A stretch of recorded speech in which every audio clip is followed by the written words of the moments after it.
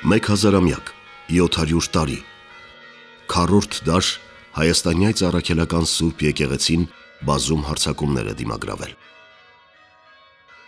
Ամեն տեսակ հալածանք ու փորձություն տեսել, բայց մնացել է կանգուն ու անսասան։ Չի ընկրկել, քանզի ինչպես քրիստոնյա ընդհանրական եկեղեցու Սուրբ Հովհաննես Ոսկեբերանն է ասում. երբ կռվում ես մարդու հետ, կարող ես հաղթել կամ պարտվել, եկեղեցուն սակայն ոչ մի ուժ հաղթել չի կարող։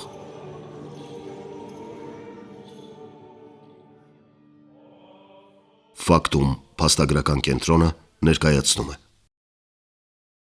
İrəvanda bütün Ermənistanı əhatə edən İrəvan qazisi olub 2025 թվականի մայիսի 22-ին Կովկասի մահմեդականների վարչության ղեկավար Շեյխուլ Իսլամ Ալաշուքյուր Փաշազադեն խոսում է Երևանում շարիաթի ղազիաթ հիմնելու եւ հայկական եկեղեցու մեծ սպառնալիքի մասին։ Mən ümidvaram ki, bir gün İrəvanda da İsmətlikdə də öz fəaliyyətini bərpa edəcəkdir։ Ադրբեջանում գիտեին, որ ամենայն հայոց կաթողիկոս Գարեգին II-ը մայիսի 26-ից 28-ին Շվեյցարիայի Բեռն քաղաքում մասնակցելու է եկեղեցիների համաշխարհային խորհրդի եւ Շվեյցարիայի բողոքական եկեղեցու կողմից կազմակերպված կրոնական ազատություն, հայկական հոգևոր, մշակութային եւ պատմական ժառանգության պահպանումը Արցախում, Լեռնային Ղարաբաղում խորագրով միջազգային համաժողովին։ Մեծարգո նախագահ համաժողովի սիրելի ներկաներ, ողջունում ենք ձեզ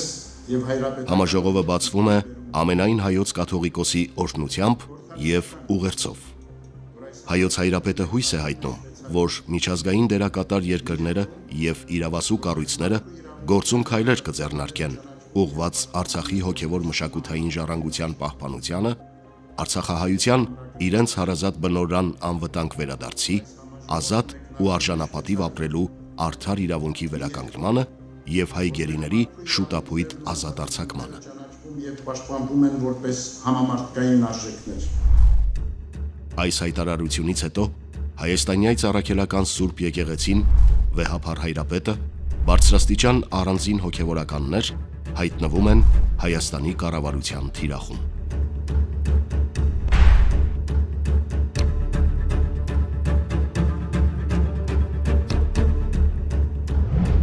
29 մայիսի վարչապետ Նիկոլ Փաշինյանը անպարկեշտ գրառում է անում, ուղղված բարձրաստիճան հոգևորականներից մեկին։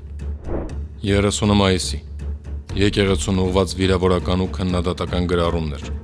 որոնք կասկածի տակ են դնում հոգևորականների հավատարմությունը կուսակրոնության ուխտին։ 30 մայիսի վարչապետ Փաշինյանի տիկինը Աննա Հակոբյանը բացահայտում է սկսված արշավի բուն շարժառիթը, Facebook-յան իր էջում գրառում է անում։ Շվեյցարիայում ինչ եք անում, ում եք անվտանգ ուղարկում հարազատ բնորան, ում եք անհապաղ ազատում գերությունից, դուք գիտեք հոգևորն ինչ է, այ քեզ նորություն։ Հակաեկեղեցական արշավին միանում են քաղաքացիական պայմանագիր կուսակցության մի քանի անդամներ, նրանց բառապաշարը տարբեր չէ։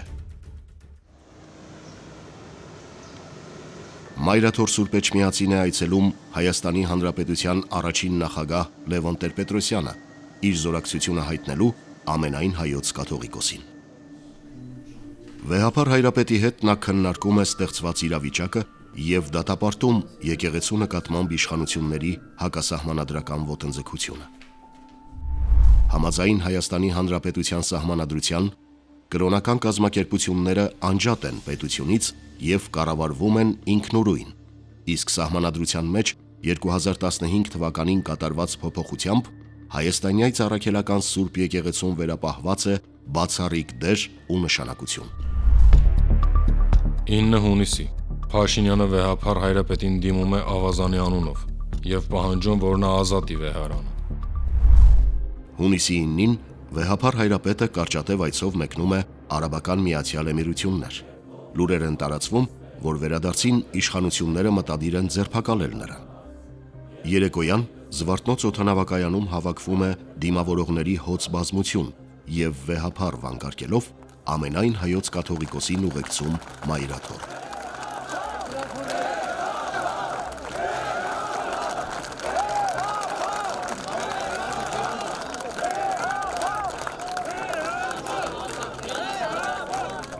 Տասնմեկը հունիսի Կովկասի մահմեդականների վարչության ղեկավար Շեյխ Ուլ-Իսլամ Ալլա Շուքյուր Փաշազադեն նամակ է հղում եկեղեցիների համաշխարհային խորհրդին եւ պահանջում չաջակցել հայ եկեղեցու սադրիչ ռևանշիստական քարոզչությանը, որը խախտում է փխրուն խաղաղության պայմանները։ 12 հունիսի Փաշինյանը հայտարարում է, որ ինքն ամենայն հայոց կաթողիկոսի թեկնածու չունի, բայց ունի պատկերացում, թե ինչպիսին պետք է լինի հայ եկեղեցու առաջնորդը։ Հայաստանի Հանրապետության առաջին նախագահ Լևոն Տեր-Պետրոսյանը գրառում է անում եւ հիշեցնում 1903 թվականին Ռուսաստանի կայսր Նիկոլայ II-ի մեր եկեղեցու դեմ ընդունած օրենքը,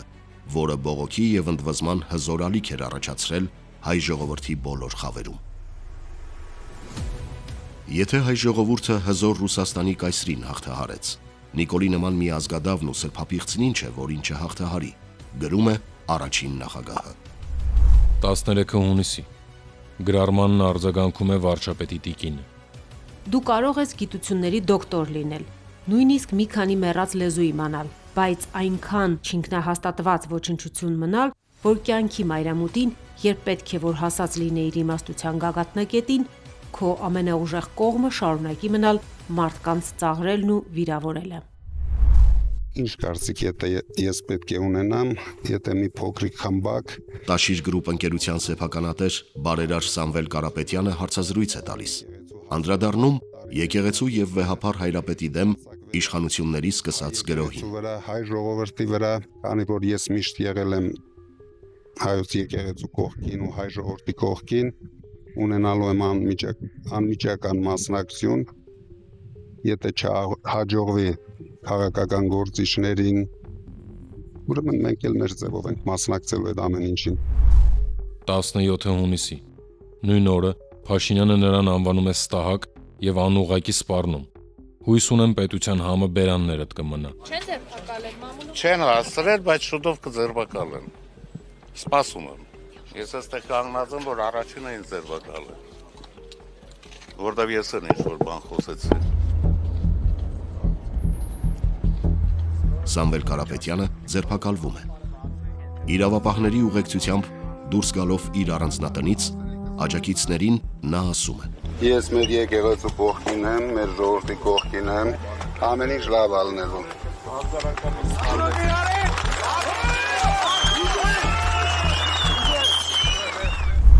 24 հունիսի վարչապետը կրկին ավազանի անունով է դիմում ամենայն հայոց կաթողիկոսին եւ պահանջում րոպե առաջ հեռանալ վեհարանից։ 25 հունիսի ձերբակալվում են Սրբազան շարժման առաջնորդ Բագրատ arczepiskopos Գալստանյանը եւ շարժման մի շարք անդամներ, որոնք քննադատություն էին հնչեցրել կառավարության հասցեին։ Նրանց ներկայացվում է ահաբեկչություն, զանգվածային անկարգություններ եւ իշխանության բռնազավթում նախապատրաստելու մեղադրանք։ Գործի հիմքում դրվում են ապօրինաբար գաղտնալսված, մոնտաժված եւ խեղաթյուրված խոսակցություններ։ 27 հունիսի ուժային կառույցները հատուկ գործողություն են իրականացնում Մայրաթոր Սուրբ Էջմիածնի տարածքում, որտեղ այդ օրը տեղի էր ունենալու քահանայից ժողովը։ Գործողության նպատակը ժողովը համակարգող հայ առաքելական եկեղեցու Շիրակի թեմի առաջնորդ Միքայել arczepiskopos Աջապահյանին բերման ենթարկելն էր։ Ժողովուրդն ու հոգևորականությունը դիմադրում են։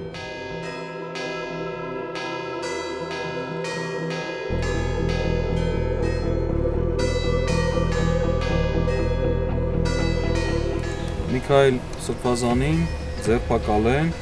կալանավորման ներկայացնելու նպատակով։ Ակնհայտ է, որ սա հակաեկեղեցական այս գործընթացի շրջանակներում է կատարվում։ Ոնց տանել։ Մենք սաղսել եք ոչ անել։ Որտեղ են գալիս։ Որտեղ Միքայել Սրբազանը։ Այնտեղ է բոլորը։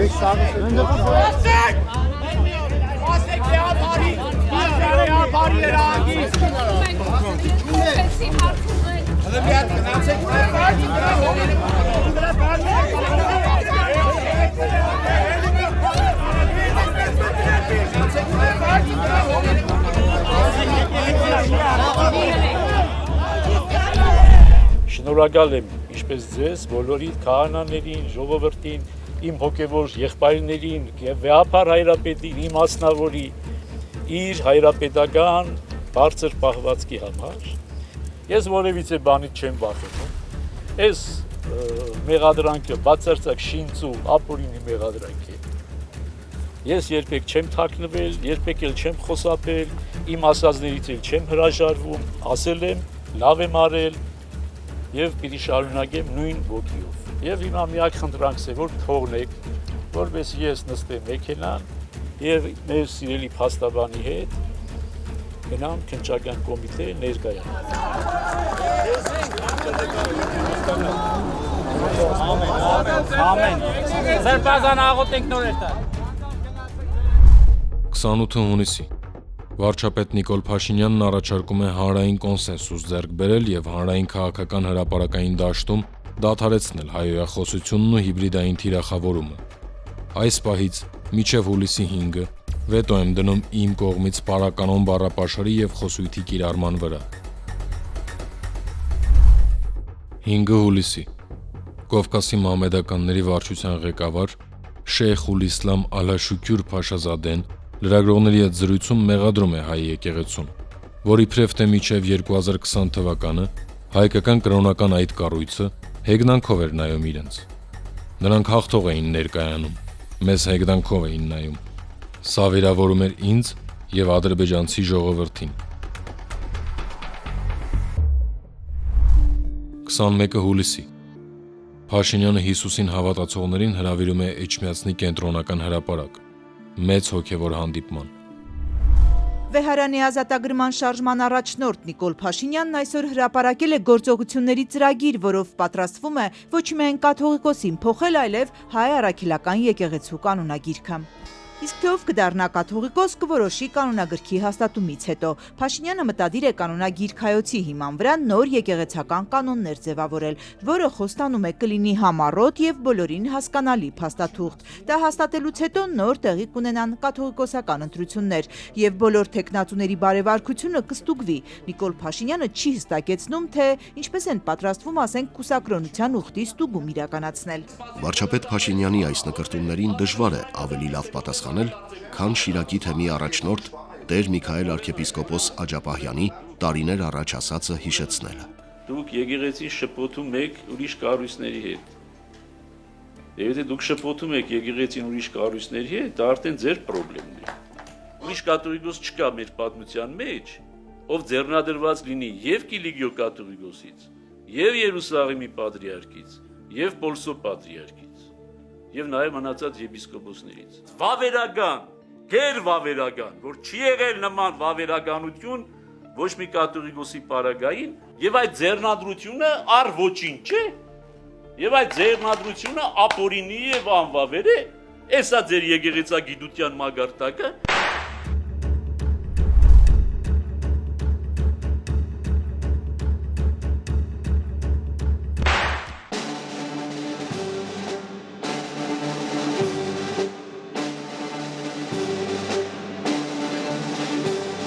Արտաքին քաղաքականության խիտ եւ հագեցած օրակարգը հետին պլան է մղում եկեղեցին, այսպես ասած, բարենորոգելու ծրագրերը։ Վարչապետ Փաշինյանը Միացյալ Նահանգներում է, որտեղ նախագահներ Դոնալդ Թրամփի եւ Հեյդար Ալիևի հետ ստորագրում է փաստաթուղթ, որը ներկայացվելու է որպես նվաճում։ Ու մինչ այս առիթով կառավարության ու եկեղեցու հարաբերություններում փխրուն հրադադարը,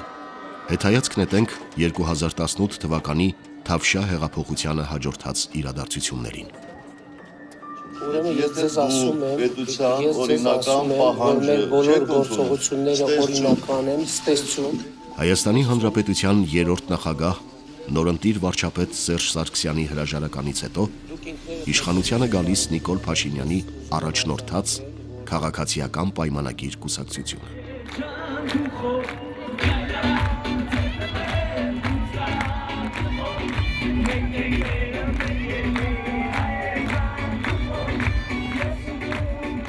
Ոմանք հրապարակից տեղափոխվում էին կառավարական առանձնասենյակներ, ոմանք մնում փողոցում, գարնանային էյֆորիայի մեջ կարծելով, թե պետության քաղաքական առաջնորդության փոփոխությունը կարող է տարածվել նաև ոչ պետական ազգային կառույցների վրա։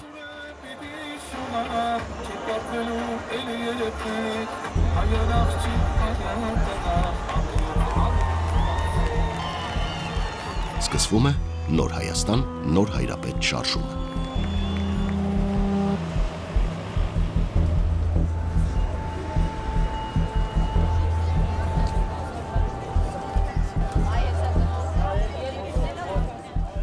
Հաջորդ իշխանությունը Աստծուց տրված իշխանությունն է, եւ այդ իշխանությունը եւս օրվա կաթողիկոսը չունի։ Շուրջան, ես ստեցի մի քանի կադր արեցի, մենք եկել եմ ես մայր օգնել եմ անում։ Հարաբեր որոշակի հարաբերություն։ Տաճարի մոտ, հա։ Դե իմյան մի պայ, հա։ Չի ուզում մի նկարի, ախպեր, չի ուզում մի նկարի։ Դեսպերինը ոչ օրիգինալ, այսինքն ինչ որ մենք համանաճարներին հանում ենք, իսկ սեյֆի մեջ դա օրիգինալ, այ ասեք թող օրիգինալ։ Գործունեքներ вообще, դուք ովիք вообще, ինչ կապ ունեք դուք հայ քրիստոնեության հետ։ Դուք մենք արժեքներն ենք փորձում պաշտպանենք։ Որ մի հոգի իր համար նաժովկով չկտրի, մասունքը կեսը տա ինչ որ ռսի։ Ինչ ռսի։ Դուք տեղյակ եք։ Ամեն ինչ տեղյակ եմ։ Գիտեմ որ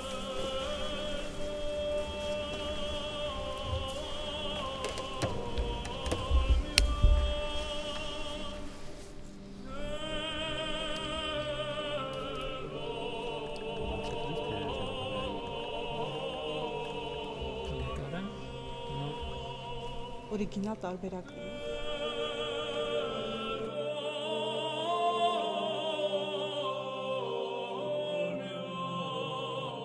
Գեղարդը ամբողջական է, որևէ խաթարում, որևէ պակաս այն չունի։ 2004 թվականին ռուսաց եկեղեցու երջանկայիշատակ պատրիարք Ալեքսի II 75-ամյակի առիթով իրեն Գեղարդից մի փոքրիկ մասունք, կարելի ասել փշրանք, նվիրաբերվել է փոքրիկ արծաթյա կրկնօրինակի մեջ զետեղված, որը Ալեքսի պատրիարքի օրհնությամբ տեղադրվել է Սանկտ Պետերբուրգից ոչ հեռու գտնվող Սուրբ Կոստանդին եւ Սուրբ Հեղինե վանքում։ Ցանկացողները կարող են գնալ եւ այն տեսնել։ Կառավարությունը եկեղեցու ներեկեղեցական հարցերին պետք է չմիջամտի։ Իսկ ինչու եմ ես սա անվանում ներեկեղեցական հարց։ Որովհետև տպավորություն ունեմ եւ ինչքան գիտեմ նաեւ այդ process-ին մասնակիցները նաեւ գազམ་ակերպողների մեջ կան հայ առաքելական եկեղեցու գործող հոգևորականներ։ Ով է ընտրում կաթողիկոսին, ով է ընտրել իրեն արդյոք։ Հոգևոր դասը։ Ոչ։ Այն ինչ որ ասում էի, նախկին սովետից մնացած ԿԳԲ-ի պարտադրանքով ընտրել են նույն Վազգեն Սարգսյանը, եւ որը գումարը որ ընդունեց եւ իրեն պարտադրեց, որ մյուս եպիսկոպոսներին պարտադրեց, որ բոլորիդ կոչնչացնեն, որտեվ ում ուզում եմ նա պիտի ընտրվի։ Փաստերը կան, ինտերնետում նորից դրված են։ Բայց ինչ խոսք, այդտեղ օրենքի պաշտպանության հարցում, օրինական պաշտպանության հարցում կառավարությունը իր անելիքը միանշանակ պետք է անի, որպեսզի մենք այստեղ չունենանք իրավիճակներ, որոնք Հայաստանում հաստատված սիրո եւ համերաշխության մթնոլորտը այն էլ եկեղեցու հետ կապ ունեցող մարդկանց կողմից խաթարվի։ Մենք դա ուղղակի թույլ չենք տա։ Ասի ներողություն, ես սխալվեցի, թողնի գնա, էս է մեր խնդրանքը։ Ես պետք է կաթողիկոս որ կլինի ժողովրդի կողքին միշտ։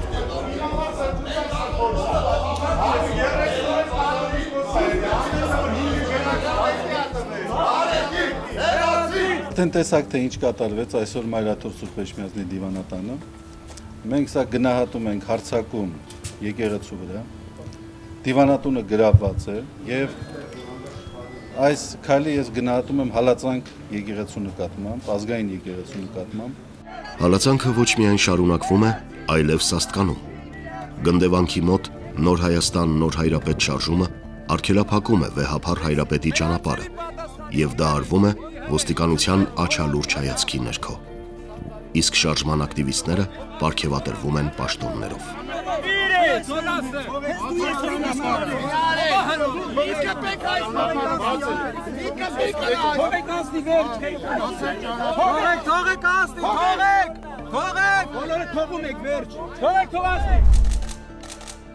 Նույն ժամանակահատվածում իշխանության տարբեր ներկայացուցիչներ այցելում էին Մայրաթոր, հանդիպում վեհափառ հայրապետի հետ։ Վարչապետն անգամ առաջարկում էր եկեղեցի կառավարություն համատեղ հանձնաժողով ստեղծել։ Կոմիտասին նվիրված նամականիշի մարում էին անում։ Սփյուռքի նախարարը խոսում էր առանց եկեղեցու աջակցության աշխարհասփյուռ հայության հետ աշխատելու անհնարինության մասին։ Նիկոլ Փաշինյանն իր ծննդյան օրն էր նշում Մայրաթորում։ Հիմա եկեք բոլորով միասին նկարենք։ Ես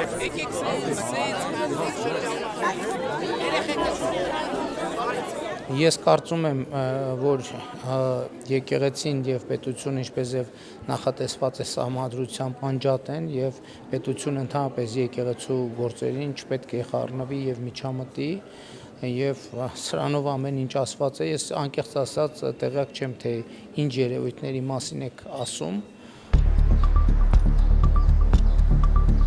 Նոր Հայաստան, նոր հայրապետ շարժումը տևում է ամիսներ, բայց չունենալով հանրային աջակցություն, աստիճանաբար մարում է։ Իսկ նրանց հնչեցրած մեղադրանքները, թե ժողովուրդը չի վստահում վեհափառին, թե օտարացել է հայրապետից, հերկվում է այսպես. ամեն կիրակի։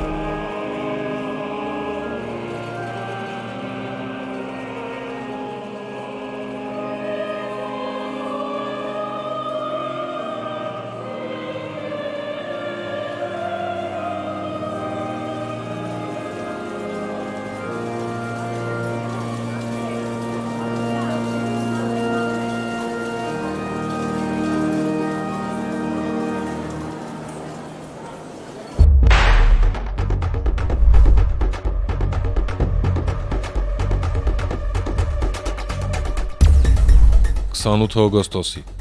երկարատև լռությունից հետո Փաշինյանը խոսում է, այս անգամ հոգևոր նորոգման մասին։ Նա կրկին ակնարկում է, որ նպատակին հասնելու է Էջմիածնի կենտրոնական հրապարակի ճնշմամբ։ Ընդ որում հիմա լեգենդներ են հյուսվում, որ ինչ որ բռնություններ են պատրաստվում, բռնի մեթոդներ են որդեգրում, հարգելի գործընկերներ, մենք քաղաքական process-ում բռնություն չենք արել, ուր մնաց թե հայաստանյաց առաքելական եկեղեցու հետ կապված process-ներում բռնությունների դիմեն։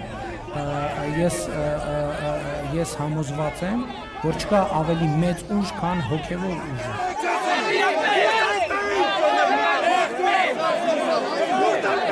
Չնայած ցուցադրական սիրալիրությանն ու հարգանքին,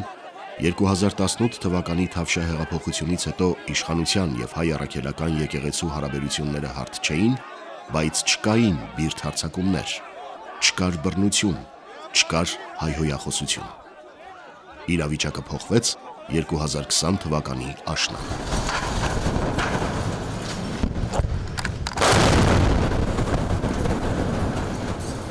2020 թվականի սեպտեմբերի 27-ին Ադրբեջանի սկսած եւ 44 օր տևած պատերազմն ավարտվեց Արցախի եւ Հայաստանի պարտությամբ, Արցախի մի մասի կորստով։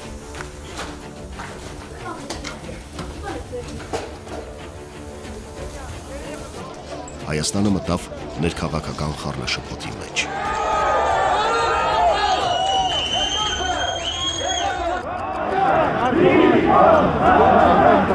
Սիրելի զավակներ մեր, ի հայրենիս եւ իսկ։ Դեկտեմբերի 8-ին ամենայն հայոց կաթողիկոս Գարեգին II հասարակական կյանքում ցնցումները, հնարավոր բախումներն ու դրանց ողբերգական հետևանքները կանխելու համար վարչապետ Նիկոլ Փաշինյանին հորդորեց հանձնառություն ստանձնել եւ վայր դնել վարչապետի լիազորությունները։ Միայն հանրային վստահություն ունեցող եւ արեստավար ժանձերից կազմված կառավարությունն է, որ կարող պիտի լինի կարգավորել մեր ժողովրդի առջև ծառացած հիմնախնդիրները, վերականգնել ազգային համերաշխությունն ու միասնականությունը եւ կազմակերպել անվիճարկելի անհրաժեշտություն ներկայացնող խորհրդարանական արտահերտ ընտրությունները։ Վեհափառ հայրապետի հորդորն անտեսվեց։ Վարչապետ Փաշինյանը հրաժարական տվեց, բայց ազգային ժողովի նոր ընտրություններ անցկացնելու համար։ Սիրելի ժողովուրդ, Հայաստանի Հանրապետության հպարտ քաղաքացիներ, Արցախի Հանրապետության հպարտ քաղաքացիներ, Սփյուռքի հպարտ հայություն։ Հունիսի 20-ին արտահերթ խորհրդարանական ընտրություններ անցկացնելու որոշումը կյանքի կոչելու համար այսօր ես հրաժարական եմ տալիս Հայաստանի Հանրապետության վարչապետի պաշտոնից։ Իսկ հայրապետի ուղերձում հնչած մտահոգությունները ցավոք իրականացան։ Հայաստանը տարածքներ կորցրեց՝ սև լիճ, ջերմուկ, իշխանասար։ Այսօր առավոտյան Եղվարդում ես սա նվեր եմ ստացել, սա պողպատե մանդատնա։ 2021 թվականի արտահերթ ընտրություններում Նիկոլ Փաշինյանի առաջնորդած քաղաքացիական պայմանագիր կուսակցությունը հաղթեց ու կրկին դարձավ իշխող ուժ։ Այնտեղ որտեղ պետք է մխել, այս մանդատով կարելի է մխել։ Ընտրություններից անմիջապես հետո այս մանդատով մենք գալու ենք ձեր հետևից, հիշեք։ Ազգային ժողովի անդրանիկ նիստը բացվեց ամենայն հայոց կաթողիկոս Գարեգին II-ի օրհնությամբ։ Վեհափառ հայրապետը հորդորեց. նոր փորձություններով չվտանգել հայրենական մեր կյանքը։ Սկսենք տերոնական աղոթքով հոտնկայս։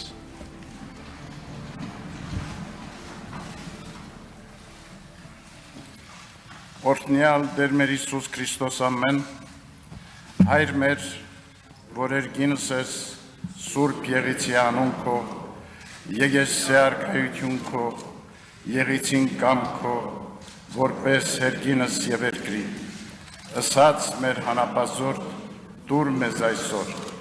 եւ թող մեզ սպարտիս մեր, որպես եւ մեկ թողունք մերոց սպարտաբանած, եւ մի տանիրս մեզի փորձություն,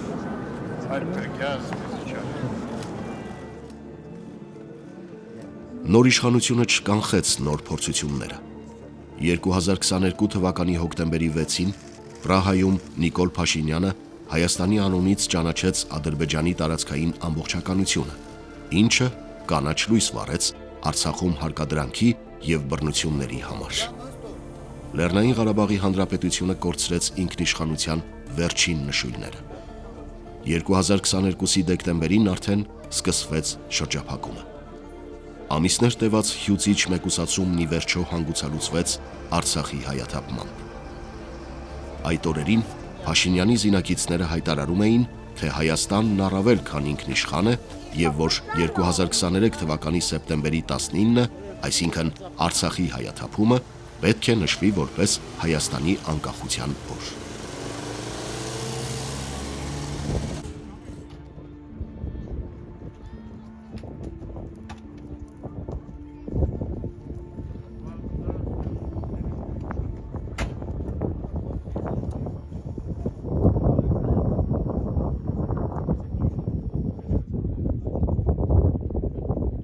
Մենք հաղթանակի կարիք ունենք եւ կարոտ ենք մնացել, ժողովուրդ ջան։ Եվ այս ճանապարհորդությունը մեզ համար, այս երթը մեզ համար պիտի դառնա հենց այդ հաղթանակի երթը։ Պիտի դառնա մեր ինքնամաքրվելու երթը։ Ինչպես ասել եմ, սա չակնկալիքների պայքարը, չակնկալիքներ, հիշեք։ Ոչ մի ակնկալիք չկա, բացարձակ միայն եւ միայն հայրենիք եւ պատիվ ստանալու։ 2024 թվականի գարնանը Տավուշի թեմի առաջնորդ Տեր Բագրատ arczepiskopos Գալստանյանը ձեռնարկեց դիմադրության շարժում, որի առիթը Հայաստանի հյուսիս-արևմտյան շրջաններում սկսված սահմանագծումն էր։ Հայաստանյայց առաքելական Սուրբ եկեղեցու Գերագույն հոգևոր խորհուրդը եւս դեմ էր սահմանագծման հակաօրինական ընթացքին, բայց կողմ չէր, որ հոգևորականը ներգրավվի քաղաքական պայքարի մեջ։ Եվ երբ եպիսկոպոսը սկսեց քաղաքական պահանջներ ներկայացնել, Գերագույն հոգևոր խորհուրդը կախակայեց Բագրատ Սրբազանի պաշտոնը։ Այսուհանդերձ իշխանությունները շարժումն ընկալեցին որպես եկեղեցու միջամտություն քաղաքական գործընթացներին։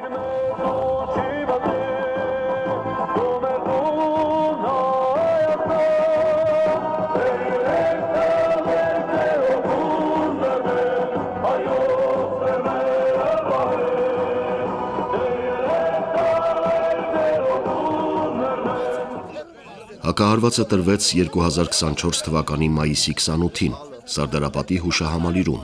ուր ամեն տարվա պես ամենայն հայոց կաթողիկոսն ու հոգևորականները եկել էին հարգանքի տուրք մատուցելու հայոց ազատագրական պայքարի հերոսների հիշատակին։ Ոստիկանները փորձեցին խոչընդոտել վեհափառ հայրապետի եւ նրա ուղեկիցների մուտքը Սարդարապատի հուշահամալիրի տարածք։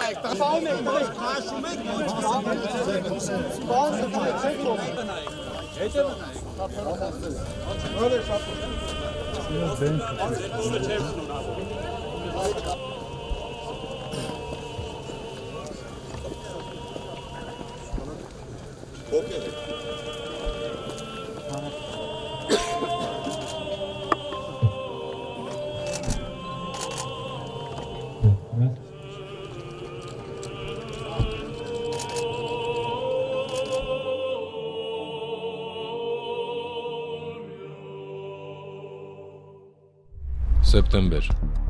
Վեհափառի դեմ իշխանությունների արշավին է միանում Հովան Նավանքի հոգևոր հովիվ Տեր Արամ Քահանա Ասատրյանը։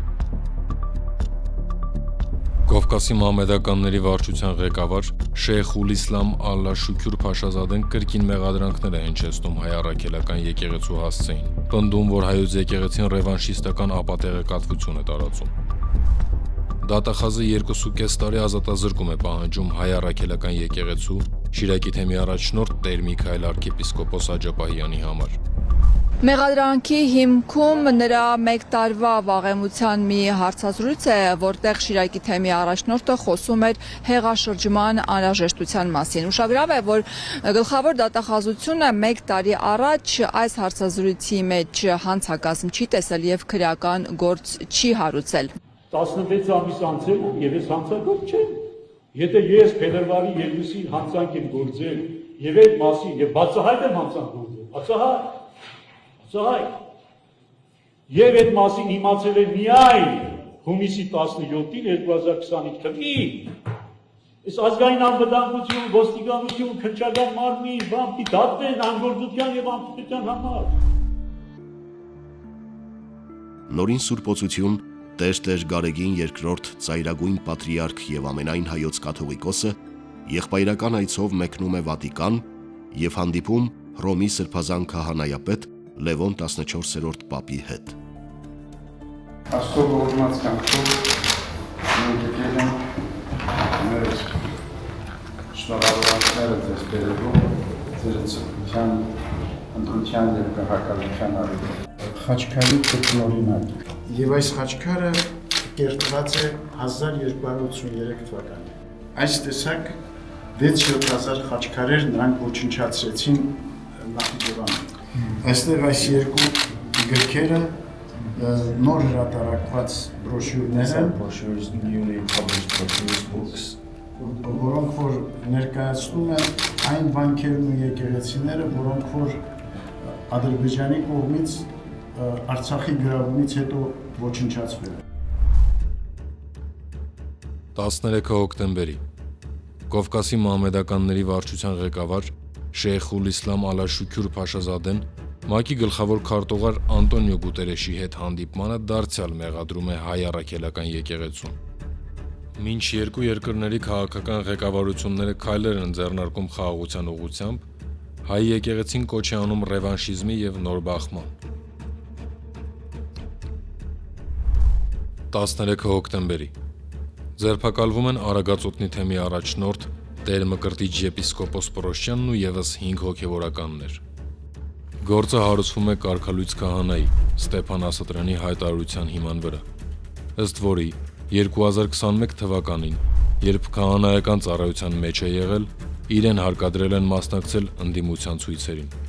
Կալանքի միջնորդության մեջ քննիչը ցուցմունքներ է ներկայացրել, համաձայն որոնց իբրև թե 2021-ի ընտրությունների ժամանակ Սրբազանը հոգևորականներին ասել է, որ ում ուզում եք ընտրեք, բացի Նիկոլ Փաշինյանից։ Տեսեք, եթե նույնիսկ նման բան ասվեր պայմանականորեն, ուրեմն դա կոչվում է քարոզչություն։ Քարոզչություն ընտրական օրենսգիրքը հստակ սահմանում է, թե ինչ է քարոզչությունը։ Դա ասում է որևէ տեխնացուի օգտին քվեարկել կամ քվեարկությունից զերծ մնալու համոզմունքն է, համոզելն է։ Հետևաբար, եթե նույնիսկ ընդունենք պայմանականորեն, որ այդ բառերը եղել են, դա կոչվում է քարոզչություն։ Դա չի կոչվում հանցագործություն։ 16 հոկտեմբերի Facebook-յան ուղիղ եթերում Նիկոլ Փաշինյանը կարգալույծ է հռչակում ամենայն հայոց կաթողիկոսին եւ հայտարարում, որ նրա կողմից կարգալույծ արված քահանան շարունակելու է պատարակ մատուցել հովանավանքում եւ ինքը մասնակցելու է պատարակին։ Նա կարգալույծ էր հռչակվել թեմական առաջնորդին եւ ծառայակից եկեղեցականներին հրապարակային ելույթներով ու հայտարարություններով վարկաբեկելու, պատարակներին կամայականորեն ամենայն հայոց կաթողիկոսի եւ թեմակալ առաջնորդի անունների հիշատակության հատվածը զեղչելու համար։ Կարգալույծ եղած կաթողիկոսի չի կարա կարգալույծ անի։ Ես կարծում եմ, որ սա իրոք կարևոր է, որպեսզի մարդիկ իրար պատմեն Աստծո մասին,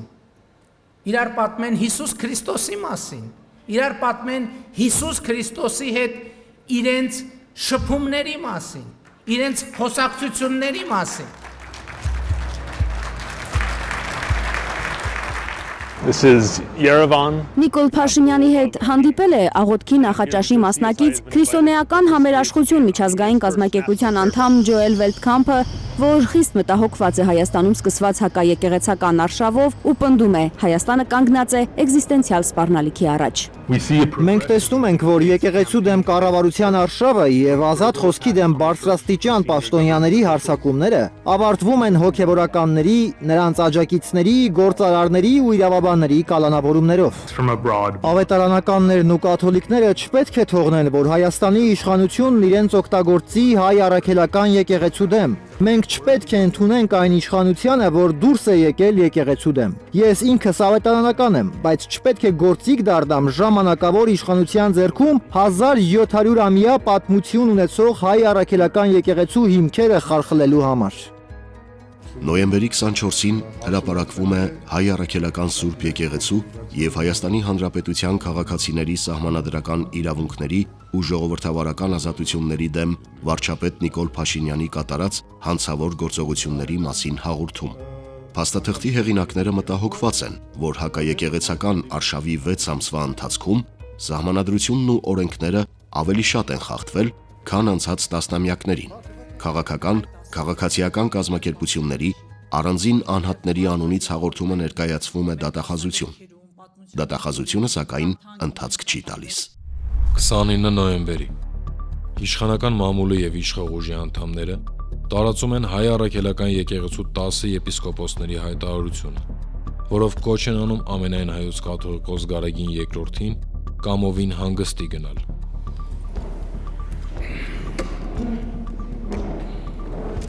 Սրբազան հայրեր, նախ ուրախ եմ ձեզ տեսնելու համար եւ ուզում եմ շնորհակալություն հայտնել ձեզ ձեր սկզբունքային դիրքորոշման համար, որ դուք այսօր արտահայտել եք հրապարակային կերպով։ 4 դեկտեմբերի Փաշինյանը հաստատում է, որ հայ առաքելական եկեղեցու դարավոր կանոնը խախտելով ինքն է ստիպում պատարակի ընթացքում զեղչել ամենայն հայոց կաթողիկոսի անունը,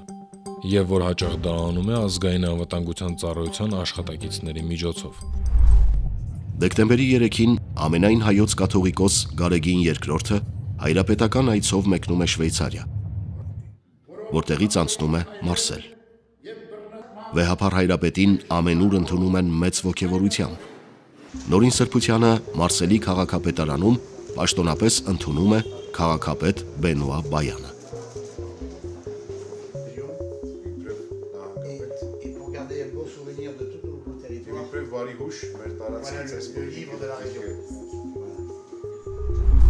Չորսը դեկտեմբերի Թմրամիջոցի ապօրինի իրացման մեղադրանքով ձերբակալվում է Մայրաթորի դիվանապետ Արշակ arczepiskopos Խաչատրյանը։ Իբր վարկաբեկման նպատակով նա թմրամիջոց էր դրել 2018-ին դիվանատունը գրաված Նոր Հայաստան Նոր Հայրապետ շարժման անդամներից մեկի ուսապարկի մեջ։ Մենք գործ ունենք բացարձակապես այլ նպատակով, մեկուսացնելու հանցագործությանը չկապված նպատակով Արշակ Սրբազանին մեկուսացնելու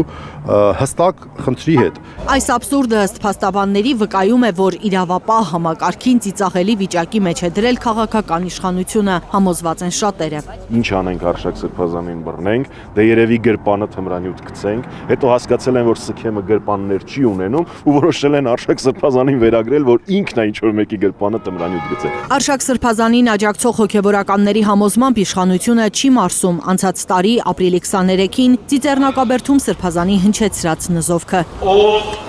փորձում է ջնջել կամ կասկածի տակ առնել հայոց ցեղասպանության իսկությունը,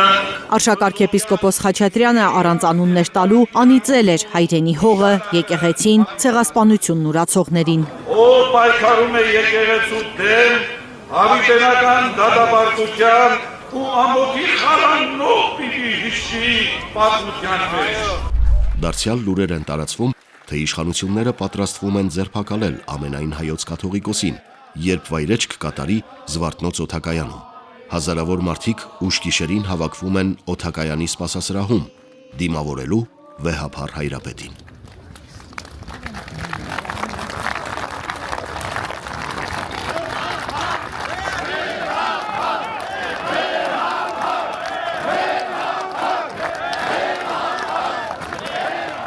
Սիրելի ժողովուրդ, մենք բազմիցս ասել ենք, որ դուք եք մեր եկեղեցու ուժն ու զորությունը։ Ուրեմն հաստատուն մնացեք առ եկեղեցին ունեցած ձեր սիրո, նվիրումի եւ հավատարմության մեջ։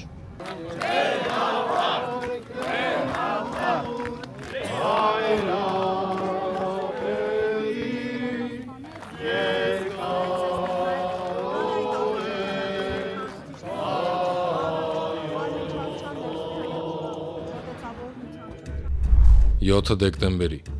երկրաշարժի զոհերի հիշատակի օրը Շիրակի մարզի ողջ հոգևոր դասը հրաժարվում է մատուցել պատարագ, որին մասնակցելու էր վարչապետ Նիկոլ Փաշինյանը։ Շիրակի թեմի ոչ մի եկեղեցական չի համաձայնել 7 վերքում պատարագ մատուցել, չհիշատակելով վեհափառ հայրապետի անունը, ինչպես Փաշինյանի կամքն է։ Ոստիկանական ուժերը դեկտեմբերի 6-ից պաշարել էին Գյումրիի 7 վերքը։ Հաջորդ առավոտյան ժամերգության եկած հավատացյալները փակ են գտել եկեղեցու դռները։ Կիրակի սակայն բոլորի համար չէր բաց 7 վերքը, եկեղեցի մուտքը ֆեյս կոնտրոլով էր։ Եկեղեցի մտնել թույլատրվում էր նրանց, ովքեր հոժար կամքով կամ ստիպողաբար մասնակցում են փաշինյանական խմբագրման ենթարկված պատարակներին։ Տիրադափ հռչակված հոգևորականներ, ԿՊԱ-ականներ, պետական ծառայողներ, համակիրներ։ Փաշինյանը 7 վերք է գնացել նախագահ Վահագն Խաչատուրյանի, ազգային ժողովի խոսնակ Ալեն Սիմոնյանի եւ այլ ԿՊԱ-ականների շքախմբով անվտանգության ծառայողների ուղեկցությամբ։ Ոչ մի քաղաքացի նրան մոտենալու հնարավորություն չի ունեցել։ Սև գարենորը, որ ես հավատացա այդ մարդուն ու սև գարեն գրիչ է, որով այդ գավեճկեմ դրել։ Ես ազնվաբորը ասում եմ։ Փաշինյանին չեն ծափահարել, ինչպես աղճատված պատարակների կարգն է։ Խորան է բարձրացել Արմավիրի թեմից մի քահանա, Մկրտիչ Մուշադյան անունով։ Նա զեղչել է ամենայն հայոց կաթողիկոսի ու Շիրակի թեմի առաջնորդ Միքայել Սրբազանի անունները։ 18 դեկտեմբերի Փաշինյանի հակաիրավական եւ հակականոնական օրակարգին միացած եպիսկոպոսները ժողովրդին հրավիրում են Մայրաթոր Սուրբ Էջմիածին։ Դեկտեմբերի 18-ի առավոտյան արդեն ակնհայտ էր Գարեգին II-ին հենց այդ օրը հանգստի կոչելու արդար պահանջը համակել է ոչ միայն շատերի կողմից տիրադափ հռչակված եպիսկոպոսներին, այլև բազմաթիվ ԿՊԱ-ական պաշտոնյաների, որոնք իրենց ենթակաների հետ միասին Հայաստանի տարբեր շրջաններից շարվեշարան ժամանում էին Էջմիածին։ Բարև ձեզ, կներեք, որտեղ եք։ Հա, Արմավիրի մարզ։ Իսկ ժամերգությանը մասնակցելու թե հավաքին այստեղ։ Չեմ իմանում։ Չէ, հերը չէ։ Ներեցեք, դուք ժամերգությանը մասնակցել եք եկել թե հավաքին, այստեղ նույն ժամին են։ Հա, հավաքին։ Ինչի։ Հա։ Չեմ լսում ձեզ մի հատ որ ասեք։ Ժամերգությանը մասնակցելու համար եք եկել թե հավաքին։ Հավաքի։ Հավաքին։ Հա։ 10 եպիսկոպոսների, որոնք պահանջում են Գարեգին II-ի հրաժարականը։ Հրաժարականին եմ միացել բնականաբար, որովհետև մեր պայքարը դա եկեղեցու դեմ չի, մեր պայքարը անհատների դեմ է, որոնք որ մերժել են Աստծուն տված երդումը իրենց։ Այդքանը։ Դե բոլորդ էլ տեղյակ եք, մանրամասների մասին բոլորը տեղյակ են։ Այսօր եկել եք ժամերգության թե վեհապարի հրաժարականը պահանջելու։ Ձեզի ո՞րն է ձեռնատու։ Եվ ինչ վարչական ռեսուրսի կիրառմամբ մայրաթոռ էին բերվում հայ-առաքելական եկեղեցու այսպես կոչված բարենորոգման աջակիցները, նրանցից ընդամենը մի քանի մետրի վրա հավաքվում էին ամենայն հայոց կաթողիկոս Գարեգին II-ին աջակցող քաղաքական ուժերի ներկայացուցիչներն ու հազարավոր շարքային հավատացյալներ։ Բայց որքան մոտենում էր իշխանամետ եպիսկոպոսական տասնյակի հայտարարած հավաքի ժամն, այնքան ավելի ամբռնազբոս էին դառնում ոստիկանական պատնեշի մյուս կողմում հավաքված եւ շատ ավելի սակավաթիվ նիկոլականները։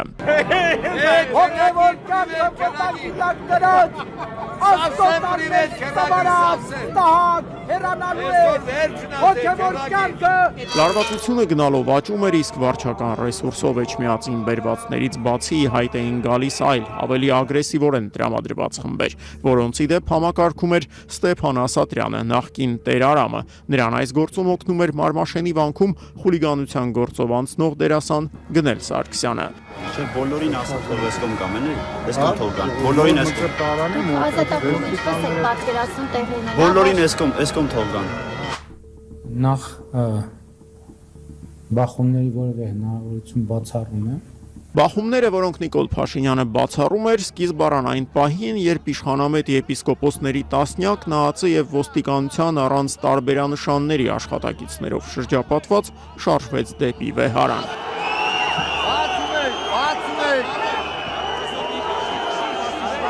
Այդ նույն րոպեներին կաթողիկոսի հրաժարականը պահանջողների եւս մեկ խումբ փորձեց ներխուժել մայր տաճար ժամերգության պահին, մի բան, որ հայոց եկեղեցին չէր տեսել թերևս միջնադարից ի վեր։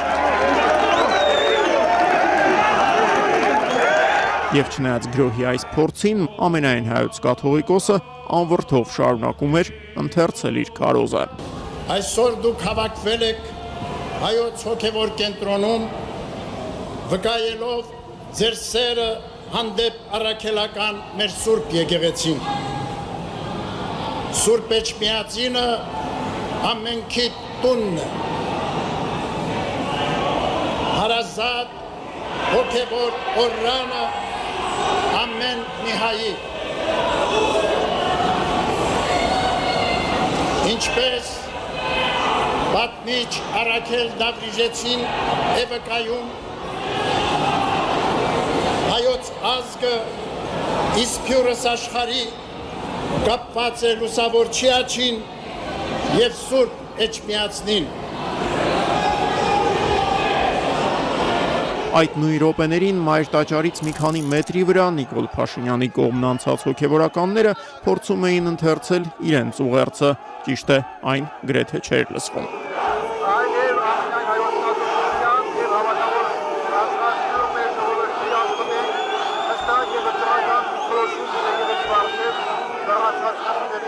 Ընդհանուր առմամբ փաշինյանական եպիսկոպոսներն իրենց իսկ նախաձեռնած հավաքի վայրում մնացին ոչ ավել քան 5 րոպե։ Այդ 5 րոպեն լրանալուց հետո էլ ուժայինների նույն խումբը Կճոյանին եւ ընկերներին նստեցրեց մի փոքրիկ միկրոավտոբուս եւ էվակուացրեց Մայրաթոռի տարածքից։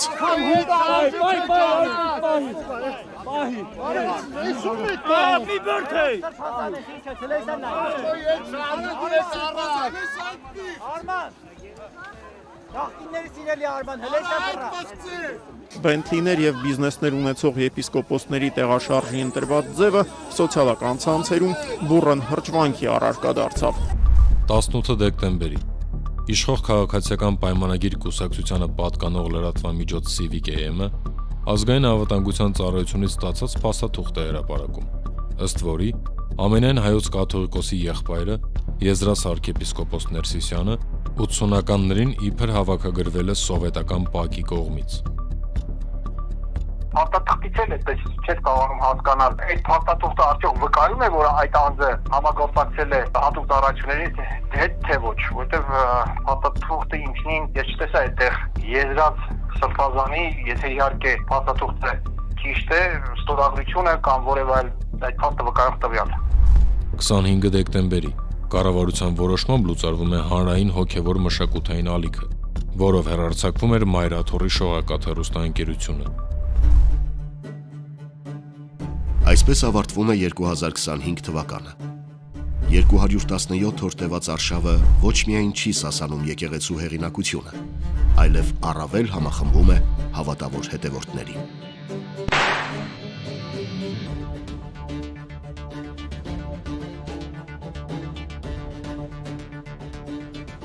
Օրհնեցի եւ սրբեցի նուրս այս անվան փոր եւ որդվո եւ որդվույն սրբո այժմ եւ միշտ եւ ավիտյանս հավիտենից ամեն։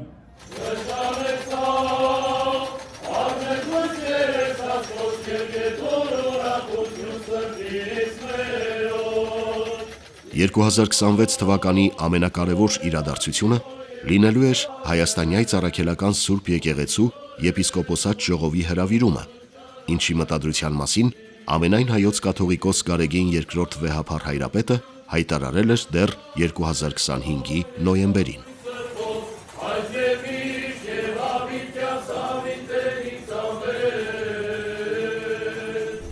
Եպիսկոպոսատ ժողով նստեության ներկայացուցչությունն է Հայաստանյայց առաքելական Սուրբ Եկեղեցու համաշխարհային կառույցի, նվիրապետական 4 աթոռներ, երկրագնդի բոլոր մայրցամաքներում գործող թեմեր, տարբեր դասերի հարյուրավոր հոգևորականներ եւ վերջապես Հայաստանում ու Սփյուռքում միլիոնավոր հետևորդներ, որոնց հոգևոր կենտրոնը Մայրաթոր Սուրբ Էջմիածինն է իր ազգընտիր գահակալով։ Եվ սա է պատճառը, որ հակաեկեղեցական արշավի նոր թիրախ է ընտրվում։ Խափանել եպիսկոպոսատ ժողովը, անել այնպես, որ ոչ Մայրաթոր Սուրբ Էջմիածնում, ոչ այլուր հնարավոր չլինի գումարել բարձրագույն այդ մարմնի ժողովը։ Փաշինյանը եւ նրան միացած եպիսկոպոսները նախ հրապարակում են ճանապարհային մի քարտեզ, որ նստեության մերժում էր եպիսկոպոսատ ժողովի գումարման անհրաժեշտությունը։ Նրանց նպատակը Գարեգին II ամենայն հայոց կաթողիկոսի հեռացումն էր, իսկ մնացյալը կանեին իրենք ըստ օրվա իշխանության ճաշակի։ Ճանապարհային քարտեզը սպասված ազդեցությունը չունեցավ, որովհետև Հայաստանյայց առաքելական Սուրբ Եկեղեցու 47 եպիսկոպոսներ, հարյուրավոր վարդապետներ, աբեղաներ եւ քահանաներ մերժեցին հերձվածողական այդ ձեռնարկը։ Մենք այսօր վերահաստատվում ենք որպես առաջինը քրիստոնեություն ընդունած պետություն։ Փաշինյանին եւ ընկերախմբին մնում էր ոչ կանոնական պատարակներ, հավաքներ, ցույցեր կազմակերպելով ստեղծել տպավորություն, թե կա ժողովրդական աջակցություն։ Ապարդյուն, ժողովուրդ չկար։ Այսպես կոչված համախոհ համակիրների շարքերում պետական ու կուսակցական ստորադաս պաշտոնեությունն էր։ 6 հունվարի Սուրբ Գրիգոր Լուսավորիչի եկեղեցում վարչապետ Փաշինյանը մասնակցում է Սուրբ Ծննդյան հակականոնական պատարագի, որից հետո կազմակերպում է երթ դեպի Սուրբ Աստվածածին կաթողիկ եկեղեցի։ Սուրբ Ծննդյան հայրապետական պատարագին զուգահեռ Գրիգոր Լուսավորիչ մայր եկեղեցում կաթողիկոսի հրաժարականը պահանջող տիրադավ հռչակված Անուշավան սրբազանն է պատարակ մատուցել, որին Փաշինյանի կրոնական թափառախումբն է մասնակցել։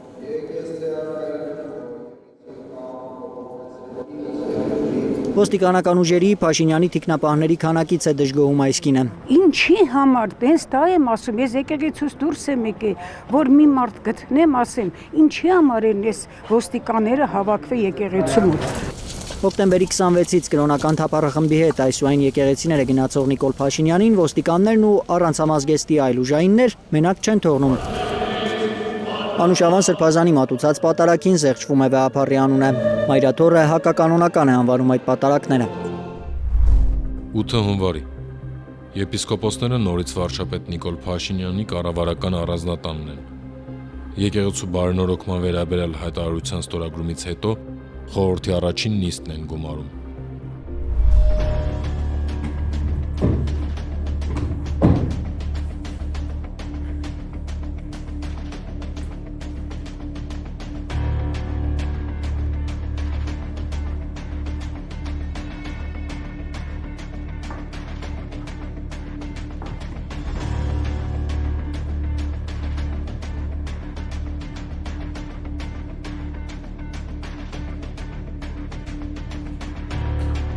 Եվ խնդրում եմ արարողությունը եզրափակել կապել, ինչպես կարգ։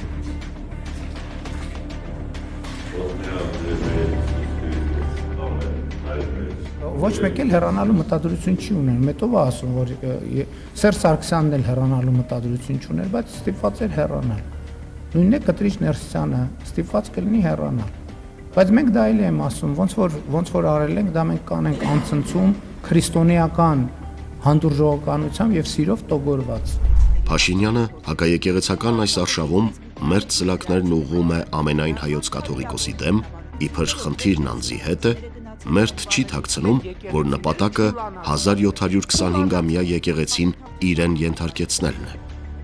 Ամեն գնով, սահմանադրության եւ օրենքների խախտմամբ, պետական մարմիններին մեղսակից դարձնելով։ Լորունցին նույնպես քաշքշել են ոստիկաններն ու ուժով հանել եկեղեցուց, երբ տղաները հնչեցրել են Գարեգին II անունը, տեսնելով, որ պատարագիչ քահանա Արարատ Օրդոյանը զղջում է կաթողիկոսի անունը։ Բայց ով չգիտի, որ ամենայն հայոց կաթողիկոսը եւ հայաստանյայց առաքելական Սուրբ եկեղեցին նույնն են կանոնականության ուժով։ Այդ ուժով էլ ամենայն հայոց կաթողիկոս Գարեգին II կարգազանցության եւ ուխտադրժության համար կարգալույց է անում Նիկոլ Փաշինյանին միացած եպիսկոպոսներից Գևորգ եպիսկոպոս Սարոյանին։ Նա այլևս Մասյացոտնի թեմի առաջնորդը չէ։ Փաշինյանը հայտարարում է, որ ամենայն հայոց կաթողիկոսի որոշումներն իր համար արժեք չունեն եւ որ Տեր Գևորգ եպիսկոպոս Սարոյանը շարունակում է մնալ հայաստանյայց առաքելական Սուրբ եկեղեցու Մասյացոտնի թեմի առաջնորդ։ Արման Սարոյանը դիմում է դատարան։ Դատարանն անմիջապես բավարարում է նրա հայցը։ Գերագույն հոգևոր խորհուրդը չի ընդունում դատարանի վճիռը, համարելով այն հակականոնական։ Իրավաբանների համայնքը տարակուսանք է հայտնում։ Ինչպես կարող է դատարանը նման հայց ընդունել, առավելևս վճիռ կայացնել։ Դատական մարմինները իրավասու չեն հոգևոր կոչում ու պաշտոններ շնորհել կամ վերցնել։ 29 հունվարի Պաշտպանության նախարար Սուրեն Պապիկյանի հրամանով բանակում դադարեցվում է հոգևորականների ծառայությունը։ Պաշտպանության նախարարության նոր հրամանով բանակի հոգևոր ծառայությունը դուրս է բերվում Մայրաթոր Սուրբ Էջմիածնի ենթակայությունից։ Քանաքերի Սուրբ Աստվածածին եկեղեցու գնդերեց Տեր Պսակ քահանա Մկրտչյանը վստահ է, սա ոչ թե բարեփոխում է, այլ իրենց Մայրաթորից կտրելու փորձ։ Իրենք ուզում են կախյալ ինչ-որ կառույց ունենալ, անունը դնելով բանակի հոգևոր ծառայություն, որը անմիջական իրենց ենթակայության տակ է անցնում։ Նրա խոսքով գնդերեցների նշանակումը ի սկզբանե իրականացվել է կաթողիկոսի տնօրինությամբ համաձայնեցնելով Պաշտպանության նախարարության հետ։ Ուղղակի առաջարկ է եղել միանալու կառավարության իշխանության ներկայացրած եկեղեցական բարենորոգման ծրագրին, որին պատասխանը եղել է միանշանակ ոչ։ Անձամբ ինձ զորամասի հրամանատարն է կանչել, ասել է, որ այսպիսի ցուցում կա, միանում եք վարչապետի բարենորոգման կոչին, բնականաբար պատասխանն էլ եղել է ոչ։ 29 հունվարի քրեական գործեր են հարուցվում հայ առաքելական եկեղեցու Գերագույն հոգևոր խորհրդի անդամ մի շարք եպիսկոպոսների դեմ, դատական ակտը չկատարելու հոդվածով։ Գերագույն հոգևոր խորհուրդը մերժել էր կատարել կարգալույց եպիսկոպոս Մասյացոտնի թեմի նախկին առաջնորդ Արման Սարոյանի հայցով դատարանի կայացրած վճիռը։ Բայց 5 եպիսկոպոսների եւ 1 քահանայի քննչական կոմիտե հրավիրել էին ոչ միայն դրա համար։ Պետք էր արգելափակել նրանց ելքը երկրից։ Եկեղեցուն լրացնել, վախեցնել, բռնաճնշումներ, ուրիշ ոչ մի բան։ Նույն գործով հարցաքննվում է նաև ամենայն հայոց կաթողիկոս Գարեգին II։ Հրապար հայրապետը մեղադրվում է ուրեմն դատական ակտի կատարմանը խոչընդոտելու մեղադրանքով, եթե հիշում եք, եպիսկոպոսներին նույնպես այդ մեղադրանքներ ներկայացվել։ Դուք լավ գիտեք, որ Ավստրիայում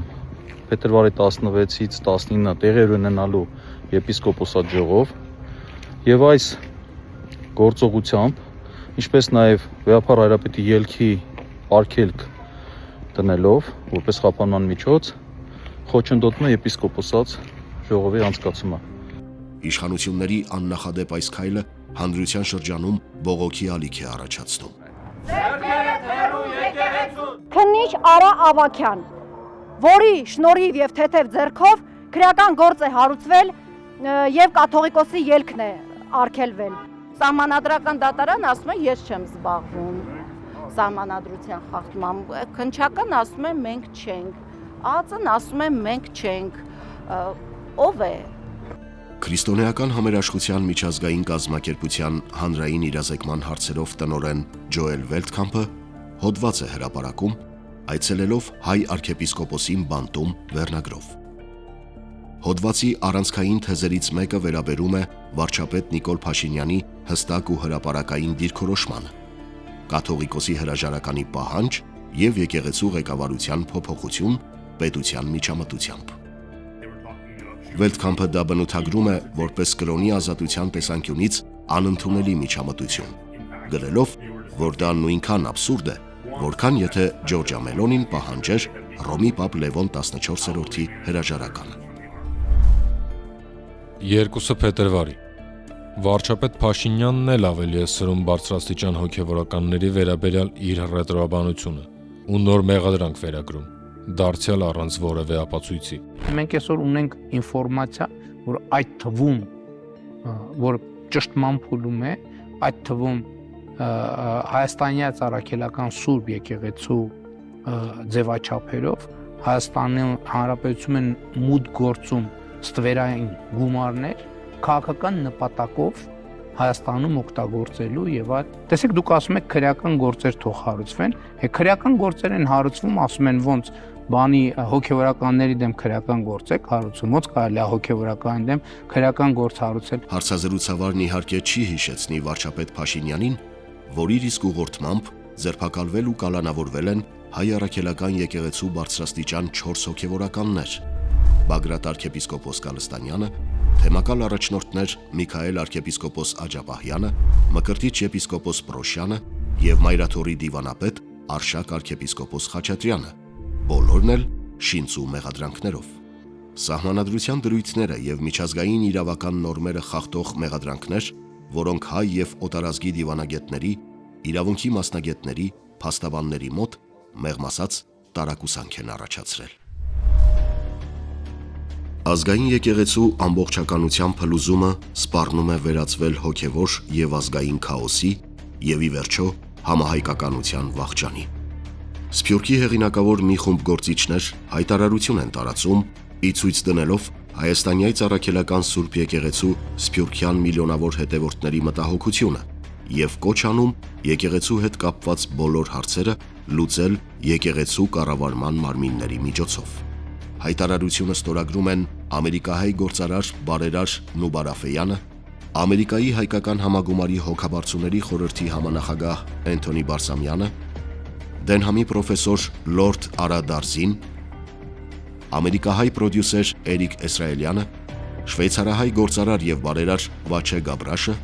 բրիտանահայ գործարար եւ բարերար Վաչե Մանուկյանը, Ամբեր կապիտալ ընկերության գլխավոր գործադիր տնօրեն Ջոզեֆ Ուղուրլյանը, Հայկական բարեգործական ընդհանուր միության 7-րդ նախագահ Պերճ Սեթրակյանը։ Մենք կոչ ենք անում Հայաստանի կառավարությանը եւ հայոց եկեղեցուն լուծել բոլոր տարաձայնությունները, հարգելով եկեղեցու ինքնակառավարման կանոնները, հարգելով քաղաքական գործունեության եւ եկեղեցու առաքելության բաժանումը եւ պաշտպանելով Սփյուռքի հայերի իրավունքը դավանելու իրենց հավատքը առանց կառավարության կողմից քաղաքական միջամտության ազդեցության։ Չնայած անհաղթահարելի թվացող խոչընդոտներին, 25 եպիսկոպոսներ հավաքվում են Ավստրիայի Սենթ Փյոլթն քաղաքում։